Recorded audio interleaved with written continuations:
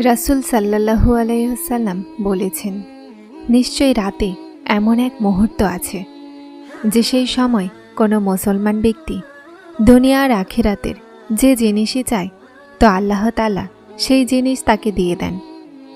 আর এটা প্রতি রাতেই হয়।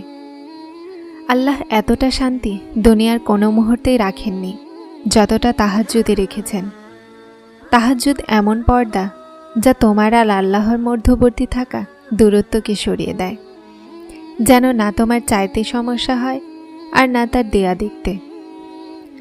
দোয়াগুলোকে কখনোই রদ করা হয় না, তারপর হোক সেটা তাহাজ্জুদের দোয়া অথবা কোনো ফরজ নামাজের, তারপর হোক সেটা হেসে চাওয়া অথবা কেঁদে চাওয়া, হোক সেটা কোনো নামাজির অথবা কোনো বেনামাজির।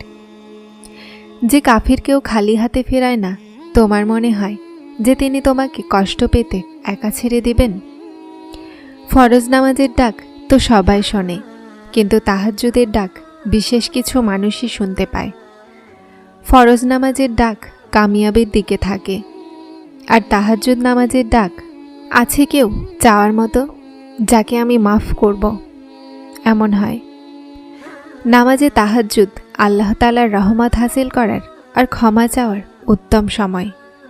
আল্লাহ পাক মানুষের ঘুম থেকে উঠে তার সামনে সেজদাবনত হওয়া খুব পছন্দ করেন, আর অশ্রুর মতির সাহায্যে তার দোয়া তলব করা খুব পছন্দ। এটাই সেই ওয়াক্ত হয় যখন মানুষকে মাকাম দিয়ে দেয়া হয়। অর্ধরাত্রিতে উঠে ঠান্ডা পানি দিয়ে অজু করে নিজের কাঁপতে থাকা হাতের সাথে জায়নামাজে দাঁড়িয়ে নিজের রবের সামনে সেজদাবনত হওয়া, আর তারপর তার সাথে কথা বলতে যে শান্তি আছে সেটা অন্য কোনো জিনিসে নেই। তাহাজ্জুদ এমন মলম যার কাছে প্রতিটা জখমের প্রতিষেধক আছে। শুধু তোমাকে বিশ্বাস রাখতে হবে, তারপর সেই জখমও ভরে যাবে যা তোমার মনে হয় যে কখনো ভরবে না, আর সেই কাহিনীও সম্পন্ন হয়ে যাবে যা তোমার মনে হয় যে সেটাকে কেউ সম্পন্ন করতে পারবে না। আর এটা ভুলো না যে তোমার রব সব কিছু করতে পারে, সব কিছু। যখন তাহাজ্জুদের দোয়াতে কাঁদলেও দোয়ার কবুলিয়তের মধ্যে দাখিল হচ্ছে, তো এটা ভেবো না তোমার দোয়া কবুল হয়নি। হতে পারে আল্লাহর সামনে তোমার বারবার কাঁদা আল্লাহর খুব পছন্দ। যে কাহিনী তাহাজ্জুদ পর্যন্ত পৌঁছে যায়, তারপর সেটা কখনো অসম্পূর্ণ থাকে না। চাওয়া থেকে নসিব পর্যন্ত যে দূরত্ব, সেটা শুধুমাত্র এক দোয়ার। তাহাজ্জুদে গড়িয়ে পড়া প্রতিটা অশ্রু আল্লাহর কাছে কোণের সুপারিশ করে। এটাও তো হতে পারে যে তোমার যেই মজেজার এত অধীর অপেক্ষা আছে, সেটা তোমার এক শেষ দোয়ার অপেক্ষায় আছে। যেই জিনিসের তলব তোমাকে যদি তাহাজ্জুদের নিকটে এনেছে, সেই জিনিস আল্লাহ কখনোই অসম্পূর্ণ ছাড়েন না, সেটা অবশ্যই দিবেন। কান্নায় ভিজতে থাকা তাহাজ্জুদের 2 রাকাত আর মিনতি করা দোয়াগুলো মনও হালকা করে দেয় আর ভাগ্যও বদলে দেয়।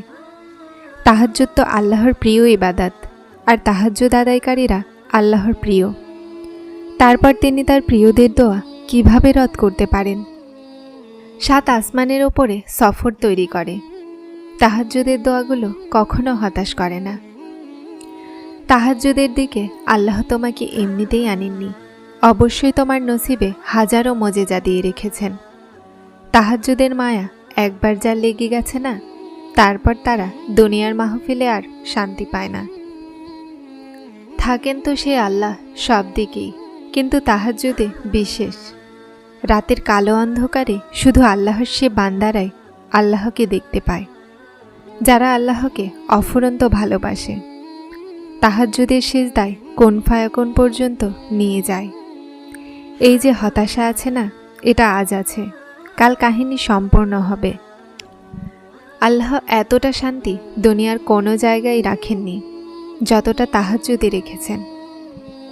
তাহাজ্জুদ এক পর্দা যা তোমার আর আল্লাহর মধ্যবর্তী সমস্ত বাধাকে সরিয়ে দেয়, যেন না তোমার চাইতে সমস্যা হয় আর না তার দেয়া দেখতে। রহস্য মহব্বতের যে আল্লাহকে ভালোবাসতে চায়, তাকে তারপর দুঃখ দিয়ে ওয়াক্তে তাহাজ্জুদে লাগিয়ে দেয়া হয়। যখন তিনি রাতের শেষ প্রহরে তোমাকে সাক্ষাৎ করার জন্য ডাকেন, তখন তিনি তোমাকে তার দরজা থেকে খালি হাতে কখনোই ফিরে যেতে দেন না। যে তাহাজ্জুদের সেজদা কাজা হতে দেয় না, আল্লাহ তারপর তার ভালোবাসাকে কাজা হতে দেন না। আর যদি এমন হয়ে যায় যে যেই কারণে তুমি আল্লাহর সাথে তাহাজ্জুদে মোলাকাত করো আর আল্লাহ তোমার সামনাসামনি এসে যায়, আর সেই সময় তোমার জন্য অলৌকিকতার চেয়ে কম নয়। হ্যাঁ, এটাই হলো তাহাজ্জুদ। তিনি যদি কষ্ট এমন দেন যে সারা রাত চোখ বন্ধ না করতে পারো, তো তিনি সকালও এমন দেন যেন চোখ ঠান্ডা হয়ে যায়। যেই দোয়াগুলোকে মানুষ অসম্ভব ভাবত, আমি সেই দোয়াগুলোকেও কবুল হতে দেখেছি তাহাজ্জুদে।